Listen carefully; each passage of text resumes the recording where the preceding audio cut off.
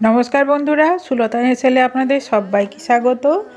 আমি এখানে এক বাটি মতো খেজুর নিয়ে নিয়েছি। খেজুরগুলো ভিজে ছিল, শক্ত হয়ে গেছে, তাই আমি একটু জল দিয়ে দিচ্ছি।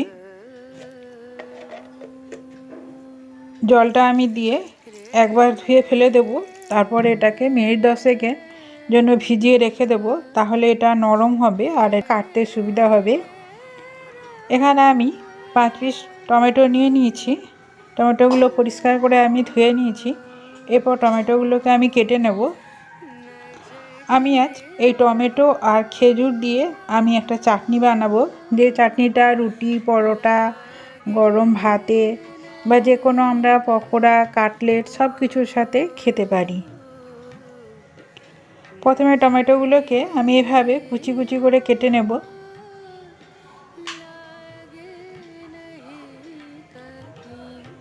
টমেটোর পিছন দিকটা আমি কেটে বাদ দিয়ে দিচ্ছি।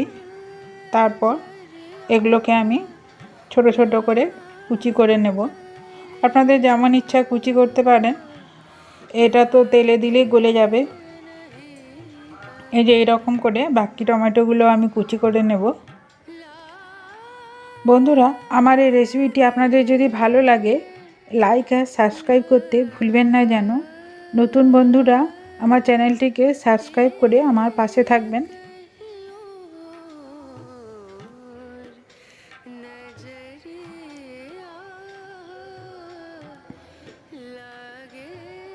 মাঝে আমি পিছনটা ফেলে দিলাম। এরপর মোটামুটি চেষ্টা করেছি সব কুচি করে নিতে। বটিতে কাটলে কি হয়, টমেটোর রসটা বেরিয়ে যায়, তাতে আর টক ভাবটা চলে যায়। তাই আমি চেষ্টা করলাম এখানে ছুরিতেই কাটতে। যেহেতু আমি ছুরিতে কাটতে অভ্যস্ত নয়, তাই একটু স্লো হচ্ছে।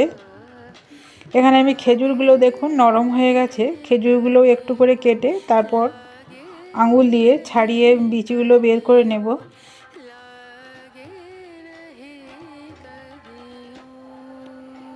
আর ভিজিয়ে রাখলে এরকম নরম হয়ে যায় আর ছাড়াতেও খুব সুবিধা হয়। এভাবে প্রতিটা খেজুরকে আমি কেটে আর বীজগুলোকে বের করে দেব।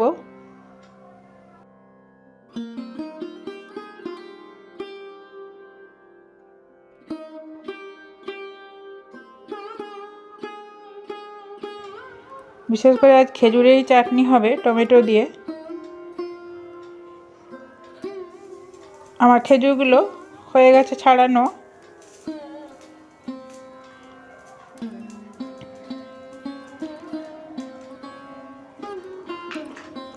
খুবই নরম হয়ে গেছে জলে ভেজানোর জন্য।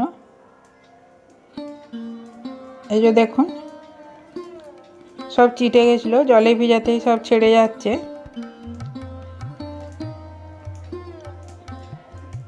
এরকম করে আমি সব খেজুরগুলো ছাড়িয়ে নেব। চাটনিতে খেজুর দিলে চিনিটা একটু কম দিলেও হয়। আর যেহেতু আমি এটা ফ্রুট চাটনি বানাবো, তাই চিনি দিয়ে আমি সংরক্ষণ করব।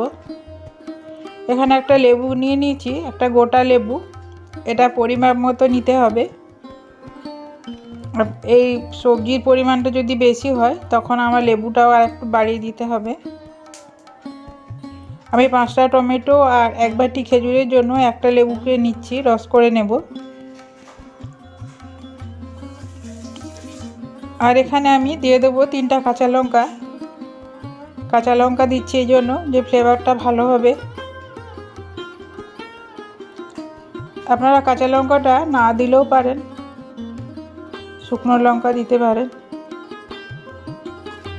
কাঁচা লঙ্কাকে মোটামুটি যেমন ইচ্ছা একটু কেটে নিলেই হলো।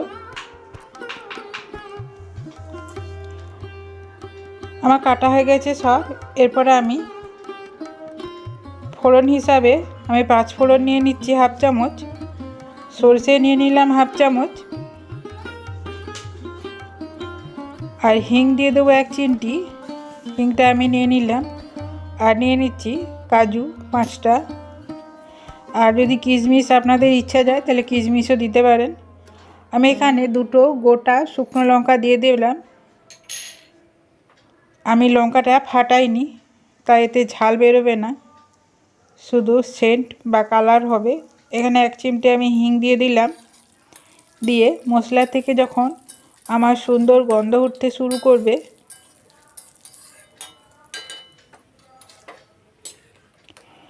এদিকে আমার ডালটা হচ্ছিল, আমি সকালের দিকে চাটনিটা বানাচ্ছি, আমার খুব তাড়া আছে।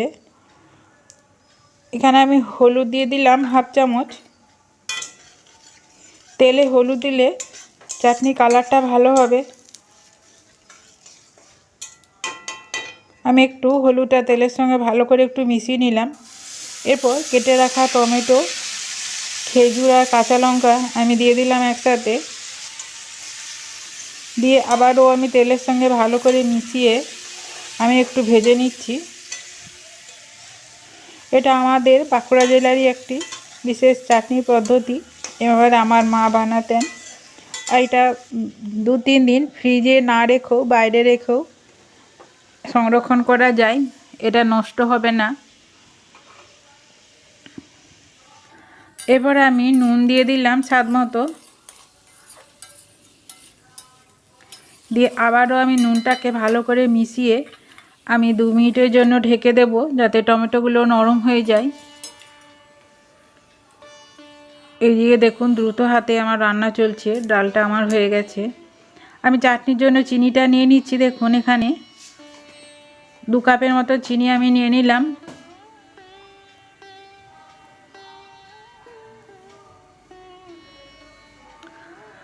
আবার একটা বাটি নিয়ে আমি লেবুটা একটু রসটা বের করে নেব।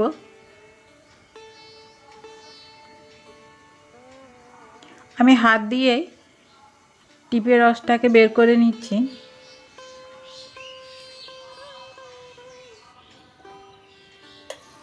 আমি মাঝে 2 বার নেড়ে দিয়েছি, যাতে তলায় ধরে না যায়। এই যে দেখুন আমার একদম পুরো শুকনো হয়ে এসছে আর টমেটোগুলোও নরম হয়ে এসছে। আমি আবারও একবার মিশিয়ে দিচ্ছি।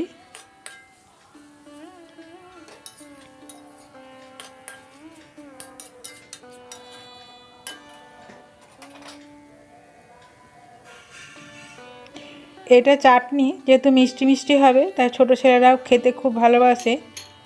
এভাবে বানিয়ে দিলে দেখবেন ছোটো বাচ্চারাও খেয়ে নেবে। এরপর আমি চিনিটাকে মিশিয়ে দিচ্ছি। দেখুন চিনি থেকে রস বেরিয়ে গেছে। আমি হালকা হাতে নেড়ে দিচ্ছি। নেড়ে আবারও আমি ফুটিয়ে নিচ্ছি। একটু শুকনো করে নেব, একটু নাড়তে হবে, না তলায় ধরে যেতে পারে।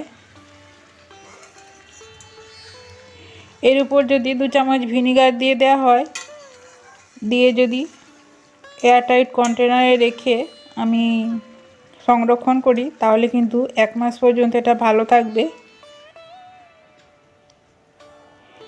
এরপর যে লেবু রসটা করেছিলাম, এই লেবু রসটা আমি দিয়ে দিচ্ছি। আর এদিকে দেখুন আমার চাটনিটাও ঘন হয়ে এসছে, কালারটা দেখুন চেঞ্জ হয়ে গেছে।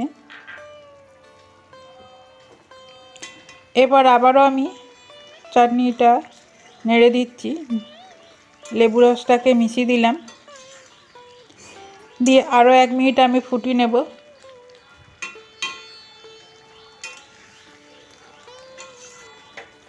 এটা আমার হয়ে গেছে। এরপর আমি নামিয়ে নেব। গ্যাসটা আমি বন্ধ করে আমি এটা ঢেকে 2 মিনিটের জন্য রেস্টে রেখে দেব। এটা আমার ঠান্ডা হয়ে গেছে দেখুন। আর যে দেখুন একটু ঘন হয়ে গেছে। এরপর আমি আপনারা যাতে ভালো করে বুঝতে পারেন, তাই সাদা প্লেটের মধ্যে আমি একটু তুলে দেখাচ্ছি আপনাদেরকে। দেখুন কত সুন্দর হয়েছে আর কতটা ঘন হয়েছে। আর থাম্বনেলের জন্য আমি একটু সাজিয়ে নিচ্ছি দেখুন।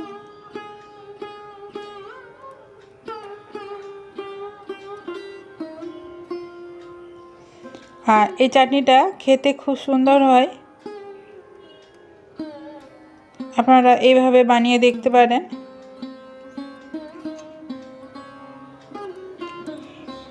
এভাবে বানিয়ে আমরা কাঁচের পাত্রে যদি রেখে দিই, তাহলে ফ্রিজ বাদ দিয়েও 2-3 দিন আমাদের এটা ভালো থাকবে।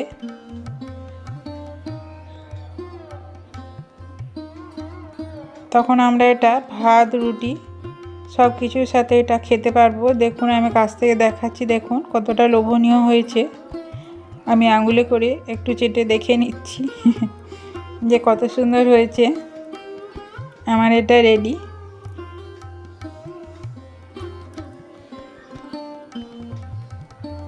বন্ধুরা আমার এই রেসিপিটি আপনাদের যদি ভালো লাগে একটা লাইক দেবেন আর কমেন্টে জানাবেন আমার এই রেসিপিটি আপনাদের কেমন লাগলো। আমার এই রেসিপিটি ধৈর্য ধরে দেখার জন্য আপনাদের অসংখ্য ধন্যবাদ। আপনারা ভালো থাকুন।